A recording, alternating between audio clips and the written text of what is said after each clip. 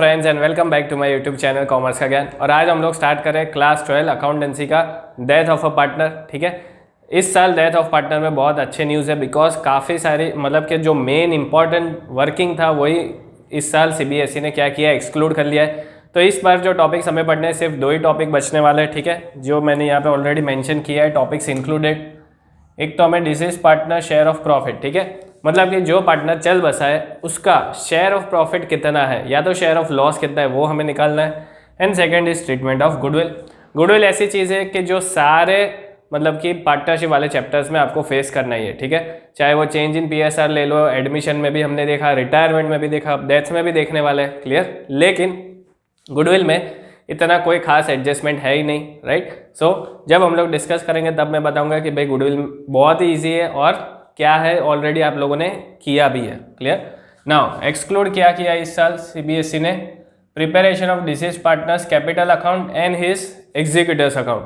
Clear, तो ये दोनों बहुत ही छोटे टॉपिक है लेकिन शायद 3 मार्क का क्वेश्चन आप लोग एक्सपेक्ट कर सकते हैं। ओके, शायद कर सकते हैं बिकॉज अभी तक क्या हो रहा था कि भाई डेथ का एक क्वेश्चन आता था लेकिन उसमें यूजुअली जो क्वेश्चंस आते थे उसमें डिसीज पार्टनर का कैपिटल अकाउंट हमें प्रिपेयर करना होता था, लेकिन इस बार तो वो टॉपिक है ही नहीं।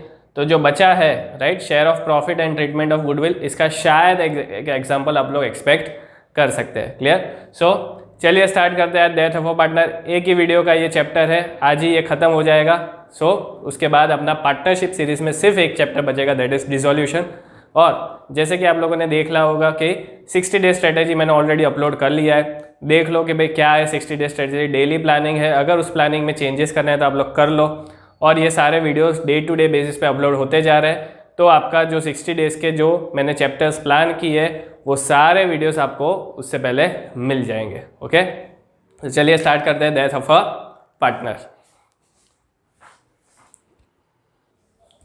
चलिए, तो सबसे पहला अपना टॉपिक है calculation of disease partner share of profit. अब जो भी पार्टनर नहीं रहा, ठीक है, उसका कितना प्रॉफिट शेयर बनता है और अगर फर्म को लॉस हुआ है तो उसको लॉस भी बेयर करना पड़ेगा। ठीक है, तो प्रॉफिट या तो लॉस उसका कितना शेयर है वो हमें क्या करना है, कैलकुलेट करना है। So share of profit is calculated from the date of last balance sheet. ठीक है, अब लास्ट बैलेंस शीट लिखा हो तो कंफ्यूज नहीं होना है, it is basically the year starting. ठीक है, मतलब कि 1 अप्रैल जो है वो आपका डेट हो जाएगा because date of last balance sheet is usually 31 March. ठीक है, सो 1 अप्रैल से गिनना है till the date of death. ठीक है, तो उसकी डेथ की जो भी डेट आपके एग्जाम्पल में ऑलरेडी मेंशन किया होगा वो जो भी टाइम पीरियड बन रहा है उतने टाइम पीरियड का आपको कैलकुलेशन ऑफ प्रॉफिट निकालना पड़ेगा। Clear, so let's say date of last balance sheet मतलब कि वो है अपना 1 अप्रैल 2019। ठीक है, ये हो गया अपना बैलेंस शीट का डेट। और जो पार्टनर की डेथ हुई वो हुई 30 जून 2019 को। So we have to calculate profit from 1 April to 30 June, that is for 3 months, that is for 3 months. ठीक है, तो जो भी प्रॉफिट बनता है उसमें डिसीज पार्टनर का जो शेयर है, मतलब कि let's say there are 3 partners A B and C. ठीक है, सी बेचारा चल बसा तो सी का शेयर कितना था 1/6।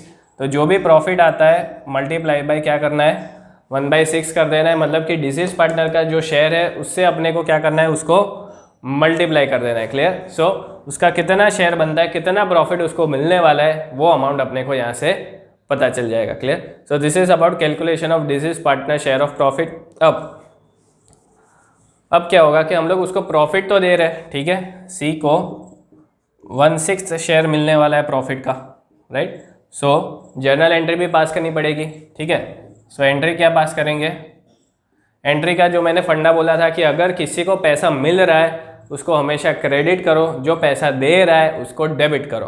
तो यहाँ पे जो भाई डिसीज पार्टनर है बेचारा वो तो अब बचा नहीं, लेकिन फिर भी उसको तो पैसा मिलने ही वाला है। ठीक है, तो उसको क्रेडिट करना पड़ेगा। तो 2 C's कैपिटल अकाउंट। क्लियर, तो जो डिजीज पार्टनर है उसको हमें क्या करना है, क्रेडिट करना है। और अब डेबिट किसको करेंगे, ठीक है, सो डेबिट करने के लिए 2 सिचुएशन है। डेबिट करने के लिए 2 सिचुएशन है। सबसे पहला है if profit sharing ratio does not change. ठीक है, अपने 3 पार्टनर्स कौन थे, ए बी और सी, रेशियो था 3:2:1, राइट। अब सी के जाने के बाद, ठीक है, सी डाइड, तो सी के जाने के बाद ए और बी ने जो रेशियो था वो रेशियो 3:2 में ही कंटिन्यू करने का सोचा, राइट, कि बी सी के चले जाने के बाद भी हम लोग जो बिजनेस है और बिजनेस का जो भी प्रॉफिट और लॉस है वो हम लोग ओल्ड रेशियो में कंटिन्यू करेंगे, right. It means they do not have any intention to change the profit sharing ratio, उन्हें अपना प्रॉफिट शेयरिंग रेशियो बदलना नहीं है, जो 3:2 है वही 3:2 इनको कंटिन्यू करना है, ओके। तो वैसे केस में क्रेडिट तो हमेशा याद रखो, क्रेडिट तो हमेशा जिसको पैसा मिल रहा है उसको ही करना है, मतलब कि डिसीज पार्टनर को ही हमें क्रेडिट करना है। लेकिन डेबिट क्या करेंगे, so if PSR does not change, debit करो, PNL suspense account debit, PNL suspense account debit to deceased partners capital account, to deceased partners capital account, clear.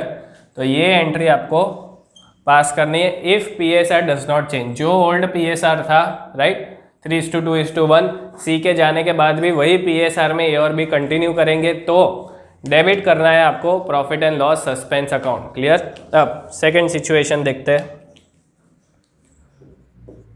Second situation obviously क्या हो जाएगा, if PSR changes, if PSR changes, ठीक है। तो ये था अपना ओल्ड रेशियो। अब न्यू रेशियो ए और बी ने डिसाइड किया कि भाई हम लोग इक्वल कर लेंगे, हम लोग इक्वल डिस्ट्रीब्यूशन कर लेंगे, ठीक है। तो ऐसे केस में अपने को क्या करना है, गेनिंग रेशियो कैलकुलेट करना है। क्या करना है, गेनिंग रेशियो, बिकॉज जब भी न्यू माइनस ओल्ड करोगे तो गेनिंग रेशियो मिलेगा, फिर हमें गेनिंग रेशियो से पता चलेगा कि भाई कौन गेन कर रहा है, तो एंट्री क्या कर देनी है, फिर gaining partners capital account debit, gaining partners capital account debit to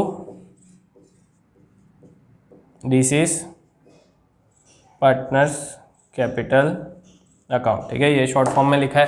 तो this are the two situation, ये दो जर्नल एंट्री है कि जो आपको ध्यान रखना है, सिर्फ यही ध्यान रखना है कि रेशियो चेंज हुआ है कि नहीं हुआ है। अगर रेशियो चेंज हुआ है तो किसी ने गेन किया होगा, या तो शायद दोनों पार्टनर्स ने गेन किया होगा, राइट। तो उसके लिए आपको गेनिंग रेशियो निकालना पड़ेगा, जिसने गेन किया है उसको डेबिट कर दो, ठीक है, this is your journal entry. और अगर रेशियो चेंज नहीं हुआ है, ठीक है, जो ओल्ड रेशियो था वही कंटिन्यू कर रहा है, तो profit and loss suspense account को डेबिट कर दो। क्रेडिट हमेशा किसको करना है, deceased partners capital account. So this is the journal entry which you have to pass. Definitely अगर क्वेश्चन आएगा तो जर्नल एंट्री तो पास करनी ही है, क्लियर। चलिए अब हमें क्या करना है कि भाई प्रॉफिट तो ढूंढना पड़ेगा, ठीक है, लेकिन सबसे बड़ा पॉइंट क्या है, we have to estimate the profit, right. Word estimate ऐसे ही नहीं लिखा है टाइम पास करने के लिए, एस्टिमेट क्यों लिखा है, बिकॉज लेट्स से किसी पार्टनर की डेथ हो गई, जो प्रीवियस एग्जांपल में हमने देखा था 30 जून को, ठीक है, और अपना ईयर स्टार्ट होता है 1 अप्रैल से, लेकिन 30 जून को तो मुझे पता ही नहीं है कि फर्म के पास प्रॉफिट कितना होने वाला है, राइट, बिकॉज अभी तक मैंने बुक्स तो क्लोज किए ही नहीं है। हम लोग बुक्स कब क्लोज करते हैं, 31 मार्च को, ठीक है। तो 31 मार्च से पहले तो हमें किसी को पता ही नहीं है कि भाई इस साल कितना प्रॉफिट होने वाला है, राइट। सो इसीलिए हम लोग क्या करते हैं, we have to estimate the profit. अब एस्टिमेशन के लिए कोई बेस होना चाहिए, ठीक है। So it is on the basis of time number 1 और on the basis of sales या तो टर्नओवर नंबर 2, ठीक है। तो ये दो तरीके हैं जिससे हम लोग प्रॉफिट क्या करेंगे, एस्टिमेट करेंगे। क्यों एस्टिमेट कर रहे हैं, बिकॉज अपने पास एक्चुअल प्रॉफिट है ही नहीं, बिकॉज अगर किसी पार्टनर की डेथ ड्यूरिंग द ईयर हो जाती है, so we do not know कि भाई कितना प्रॉफिट इस साल फर्म को होने वाला है, तो अपने को क्या करना है, एस्टिमेट करना पड़ेगा, क्लियर।